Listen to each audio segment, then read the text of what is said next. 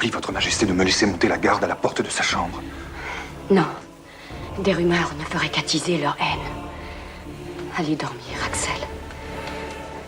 Je vais tâcher de t'en faire autant.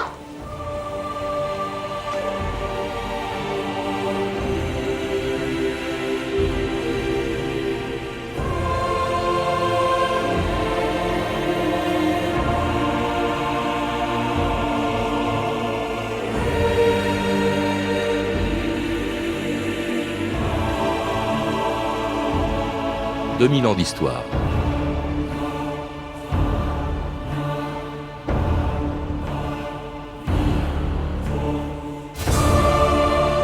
On a surtout retenu d'Axel Fersen la passion qu'il éprouvait pour Marie-Antoinette. Ce Suédois a-t-il été ou non l'amant de la reine de France? On n'en sait toujours rien.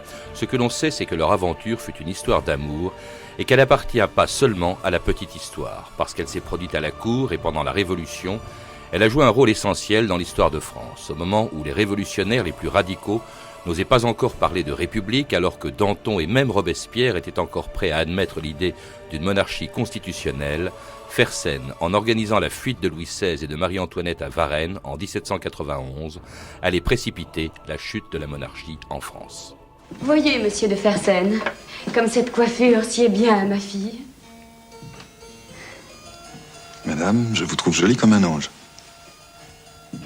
Oh, mon ami, que deviendrais-je sans vous?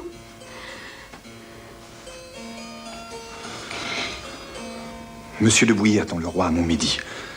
Il est sûr de ses troupes et des hussards qui assureront votre sécurité pendant le voyage. Pourquoi Montmédy? C'est encore en France. Et c'est une ville fortifiée. Une fois là-bas, l'empereur pourra vous aider. Il faut convaincre le roi. Oh, partir. Et vous me suivrez. Françoise Carmina, bonjour. Bonjour. Vous êtes historienne, spécialiste de l'histoire de la Suède et auteur d'une biographie de Fersen où il est question bien sûr des deux choses que l'on retient surtout de sa vie, c'est son rôle dans la fuite du roi et de la reine de France à Varennes et puis bien sûr ses relations avec Marie-Antoinette. Et en fait, quand on vous lit, on s'aperçoit que la vie de Fersen est beaucoup plus complète que cela. Il y a d'autres choses que ces deux choses, que ces deux événements. Oui, la vie d'abord a été assez longue puisqu'il est mort à 55 ans. Et effectivement, il a joué un double rôle. Il était à la fois officier suédois au service de Gustave III, à la fois officier français au service de Louis XVI dans son régiment de royal suédois, avec lequel d'ailleurs il a eu une carrière militaire en Amérique. Il a participé aussi à la guerre d'Amérique. Donc il a eu donc une vie avant Marie-Antoinette, et il a eu une vie après. Et même pendant sa liaison avec Marie-Antoinette, il ne faut pas se contenter de se limiter à l'anecdote. Il n'en est finalement pas une, parce que cet amour a compté, justement, a eu un très grand rôle politique. Mais il n'a pas uniquement, il ne faut pas le voir uniquement comme l'amant de Marie-Antoinette, il faut le voir comme l'agent secret contre-révolutionnaire du roi Gustave III à la cour de France. Alors, c'est le fils d'un aristocrate important en Suède. Il est né comme Marie-Antoinette en 1755. C'est ça, il avait le même âge, oui. Et alors, il arrive à 18 ans en France. Alors, je crois que c'était assez courant. Les Suédois venaient souvent. La France recevait beaucoup de Suédois. Il est parti à 15 ans de Suède, et c'est d'ailleurs c'est la première page de son journal, parce qu'il a tenu un journal de 20 000 pages pendant 40 ans, et la première page, c'est charmant, c'est un enfant qui part en voyage, il est tout content, il quitte sa famille. Donc à 15 ans, il quitte la Suède. Alors comme vous le dites, parce qu'il appartenait à un milieu aristocratique très important en Suède, et la classe noble, comme d'ailleurs dans les autres pays d'Europe, il n'y avait pas qu'en Suède, les jeunes nobles on les faisait voyager avec un précepteur. Alors le but du voyage de Fersen, c'est d'aller apprendre d'abord l'art militaire en Allemagne et en Prusse, et ensuite l'art tout court en Italie, et enfin la vie mondaine en France, ce qui fait qu'il arrive en France en 1773. Il arrive à Paris en 1773, et c'est là qu'il fait la connaissance de Marie-Antoinette. De Marie-Antoinette, oui. Donc bon, je sais pas, elle n'est pas reine de France, il faut le rappeler, non, c'était un an avant qu'elle devienne reine. Elle est dauphine. Elle est dauphine. Et alors, chose extraordinaire, il part aussi, et peu connu, il va partir, comme Lafayette d'ailleurs, il va participer à la la guerre oui. d'indépendance des États-Unis. Et d'ailleurs, c'est à ce moment-là que la cour se rend compte de la passion que Marie-Antoinette éprouve pour lui, parce qu'elle a les yeux pleins de larmes quand il se quitte, et une de ses dames d'honneur lui dit à Fersen, comment vous abandonnez votre conquête? C'est tout de même assez osé. Alors il répond, si j'avais fait une conquête, je ne l'abandonnerais pas, parce que ce qui caractérise Fersen, homme du Nord suédois, c'est sa grande discrétion, sa froideur, quoi, finalement. Et son courage, je crois qu'il s'est très bien comporté en Amérique. Cela dit, il va se battre pour l'indépendance des États-Unis, contre l'Angleterre, mais c'est pas par sympathie pour ce qu'on appelait les insurgents. Il méprise complètement les Américains. C'est assez curieux, d'ailleurs. C'est plutôt par goût de l'aventure. Il préfère de beaucoup les Anglais. Non, c'est pas par goût de l'aventure, c'est parce qu'il est fait pour la vie militaire, et il adore la vie militaire. Justement, je venais de vous dire que il avait acheté, c'était grâce à Marie-Antoinette qu'il l'a aidé, pas financièrement bien entendu, mais au point du roi. Il a acheté donc le Royal suédois, qui était un régiment tout à fait prestigieux qui avait été fondé sous Louis XIV, et ce qu'il voulait, c'est exercer la vie militaire. Pas du tout. Il était très mondain parce qu'il avait énormément de succès dans le monde, mais ce qu'il voulait, c'est être un soldat, tout simplement. Et il a été apprécié en Amérique on lit dans les lettres de la correspondance de Washington, il en parle, il était apprécié, c'était un excellent officier. Alors très apprécié aussi en France, où il revient en 1784 à la cour.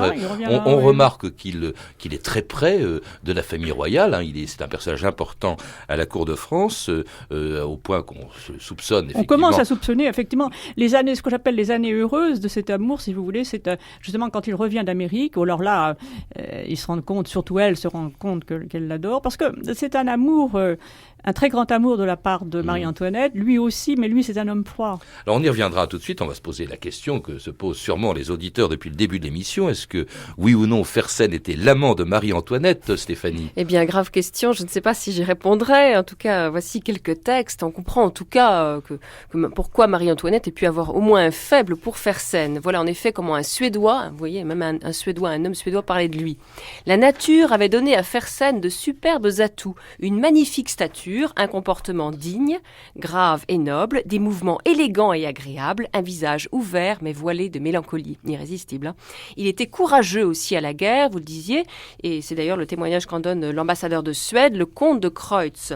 Le jeune comte de Fersen était présent partout où l'on se battait, et il a montré la plus brillante valeur. Rien d'étonnant donc qu'il fasse bonne impression à son arrivée en France.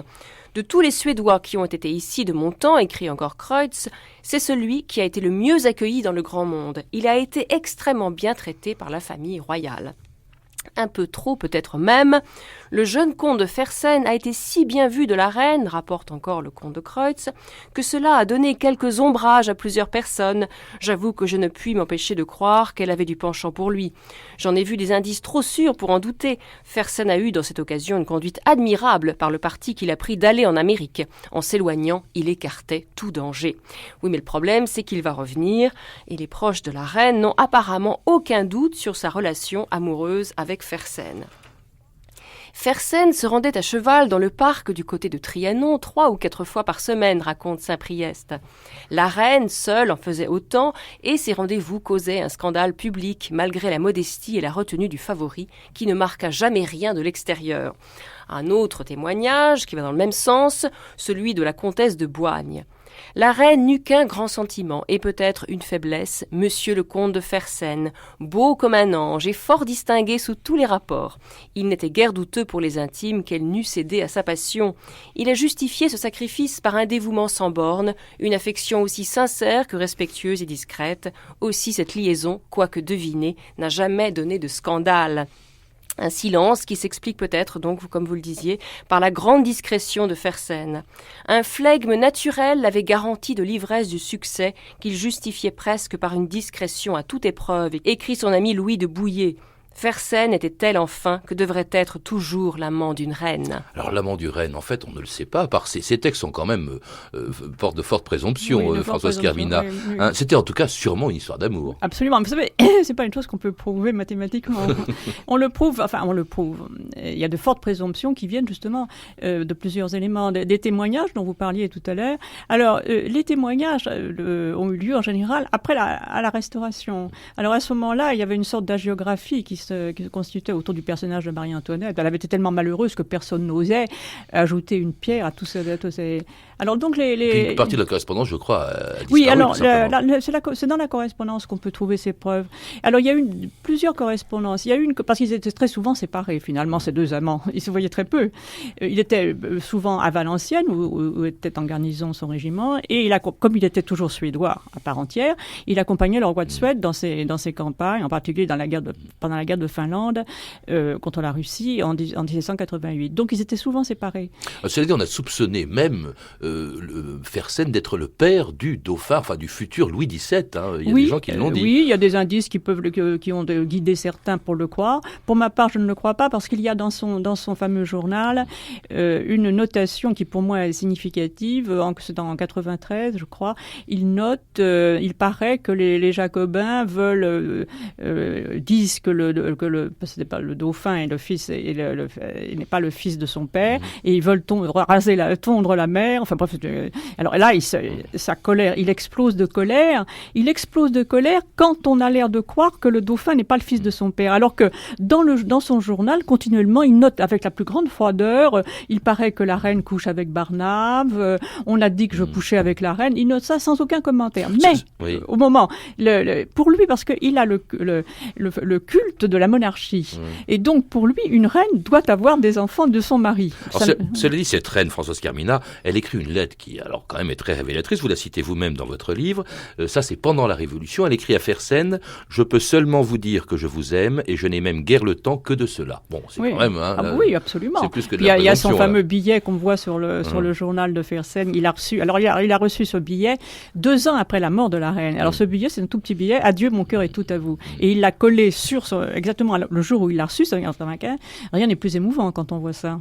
Alors cela dit, il est auprès de la famille royale et de la reine au moment où se déclenche la Révolution. Il n'a aucune sympathie, bien sûr, pour les révolutionnaires. Et alors, il va jouer un rôle essentiel. C'est la préparation, en 1791, de la fuite de la famille royale vers l'Est. On dit à Varennes, c'est parce que c'est à Varennes qu'ils ont été arrêtés. Mais c'est lui qui a tout manigancé.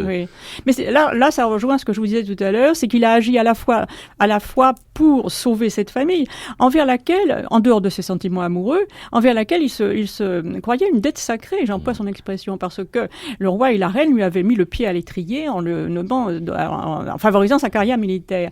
Donc il y avait cet élément-là, il y avait une reconnaissance qu'il se croyait devoir, l'amour qu'il portait à la reine, et aussi, comme je disais tout à l'heure, son rôle d'agent secret de Gustave III. Parce que Gustave III n'ignorait pas cette liaison. Le roi de Suède, oui. Oui, le roi de Suède. Il n'ignorait pas cette liaison, et il en jouait. Il savait que Fersen était l'amant de la reine, et il voulait par Fersen influencer la reine. Alors que voulait Gustave III ?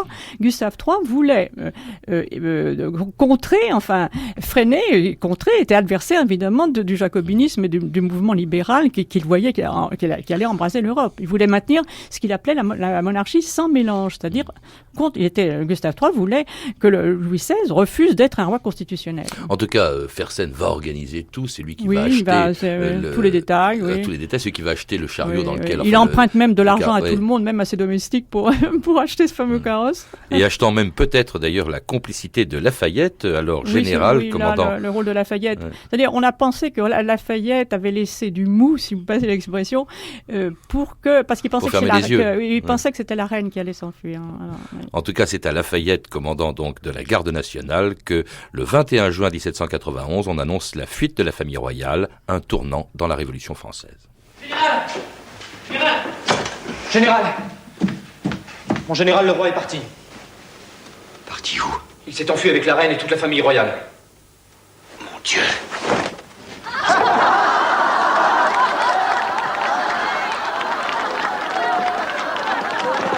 Voilà le guignol!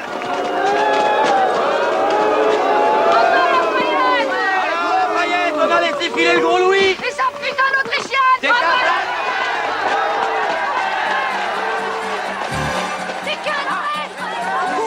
Ils sont partis sans que rien les arrête.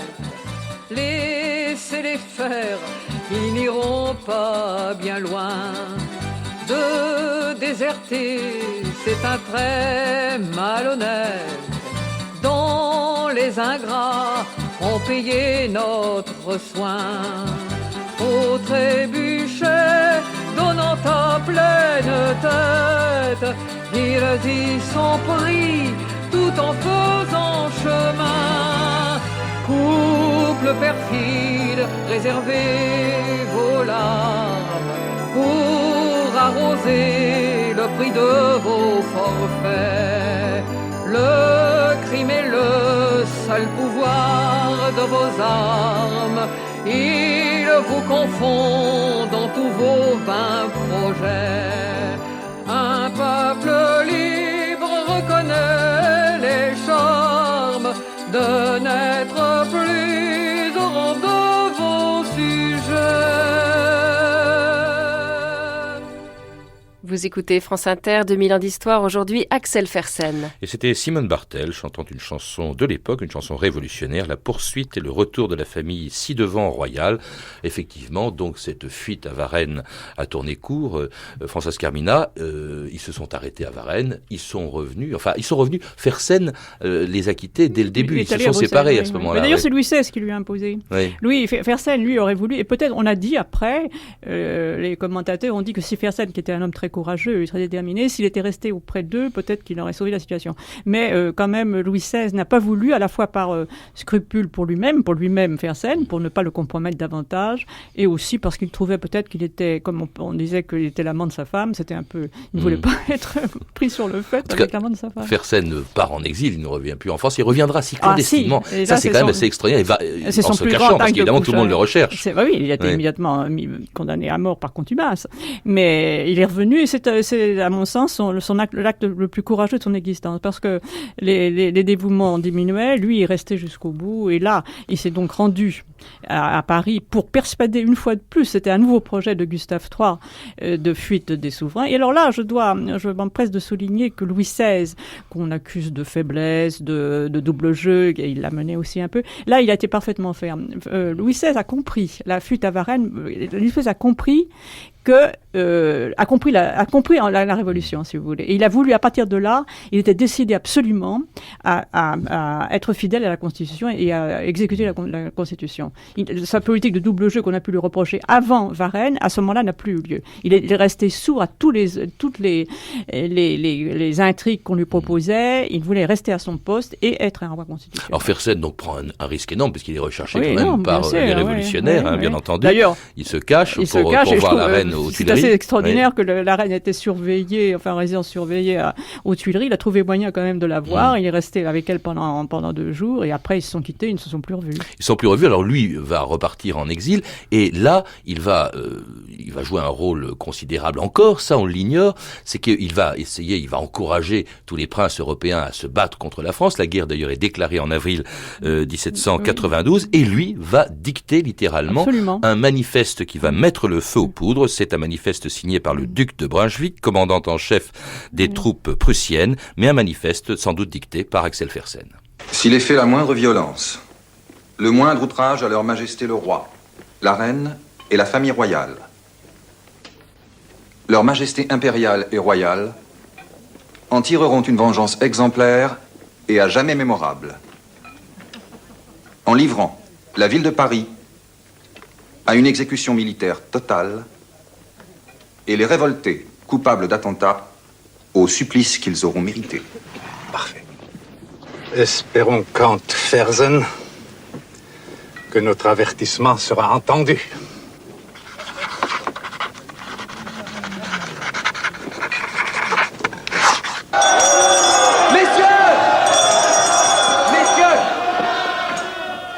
Ce document est signé par le duc de Brunswick lui-même.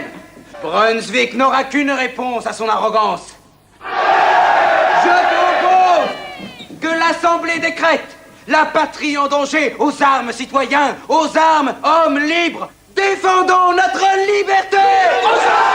Ça, c'est la conséquence, Françoise Carmina, du manifeste de Brunswick. En fait, on dit le manifeste de Brunswick, c'est le manifeste de Fersen. Oui, bien sûr, oui.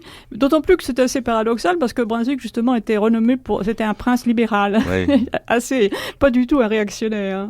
Et après, il s'en est repenti, d'ailleurs, Brunswick. Il s'est repenti d'avoir signé ce fameux... Il a même prétendu qu'il avait signé sans voir, à peu près. Alors, la conséquence va être considérable, parce que ça va être l'invasion de la France par Brunswick. Et surtout, alors, vraiment, la vraie révolution, août 92, 1892, l'invasion des Tuileries, la chute du trône. Oui, c'est un détonateur, parce que de toute façon, la situation était arrivée à tel point que l'événement se reproduit. Mais ça a été un détonateur, certainement, le manifeste de Brême. Mais Fersen en était très fier. Et ça explique, vous avez dit que ça explique aussi sa condamnation à mort. Ça explique sa condamnation. Le 20 octobre 1793 par le tribunal révolutionnaire. Antoinette, qui vous a fourni la voiture dans laquelle vous êtes parti pour Varennes avec votre famille? Un étranger. De quelle nationalité? Suédoise. N'était-ce pas ce Fersen qui demeurait rue du Bac, à Paris? Oui. Le tribunal, après la déclaration unanime du jury, condamne la dénommée Marie-Antoinette, dite Lorraine d'Autriche, veuve de Louis Capet, à la peine de mort.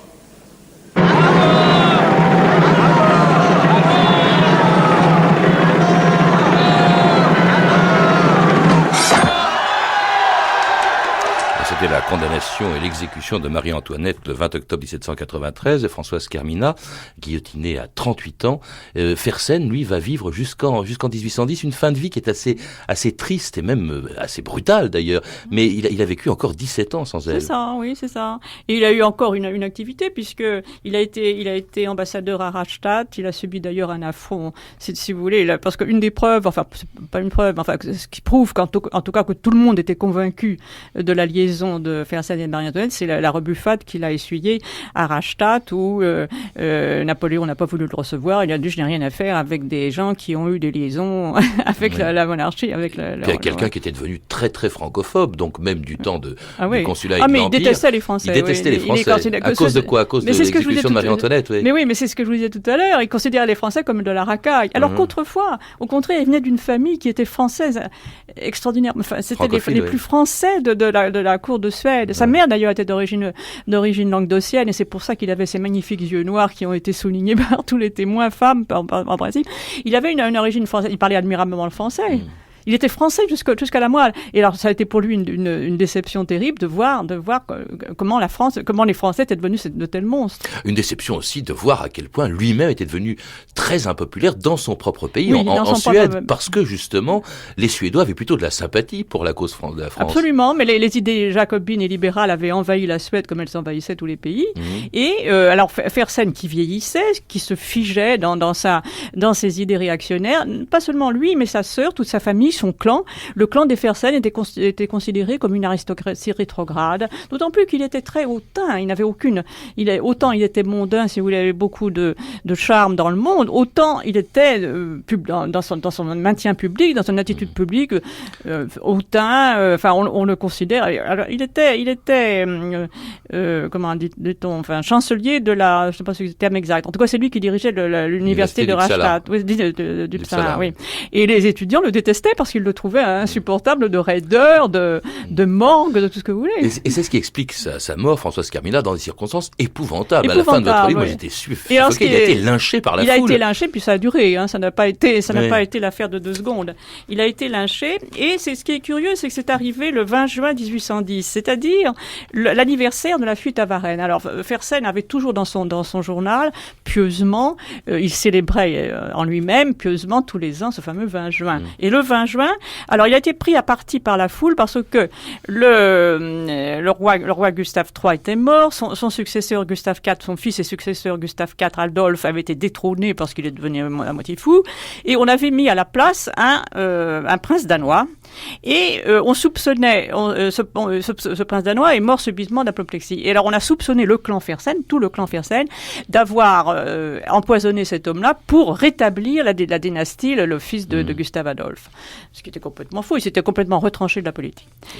Et il a été lynché pendant une après-midi à coups de parapluie, à coups de bâton, à coups de... C'est un véritable chemin de croix. Enfin, il a été poursuivi par la foule à chaque fois, il essayait de s'en sortir. Des passants le prenaient sur leur protection. Des officiers ont essayé de le guider dans une caserne pour le sauver. Et la foule l'a rattrapé, l'a tué. C'était le 20 juin donc 1810, Oui, un des ça. épisodes aussi peu connus de cette vie Oui. de Fersen, une vie de Fersen que l'on retrouve donc en lisant votre livre qui a été réédité chez Perrin, qui est passionnant, Françoise Carmina, et qui s'appelle tout simplement Fersen. Vous avez pu entendre des extraits de La Révolution française, un film de Robert Enrico. Tous ces renseignements, vous pouvez les retrouver en contactant le service des relations avec les auditeurs au 0892 68 10 33, 34 centimes d'euros la minute, ou nous contacter sur franceinter.com. C'était 2000 ans d'histoire, à la technique Serge Viguier, documentation Anne Weinfeld et Virginie Bloch-Lenné, revue de texte Stéphanie Duncan, une réalisation de Olivier L. Une émission de Patrice Gélinet.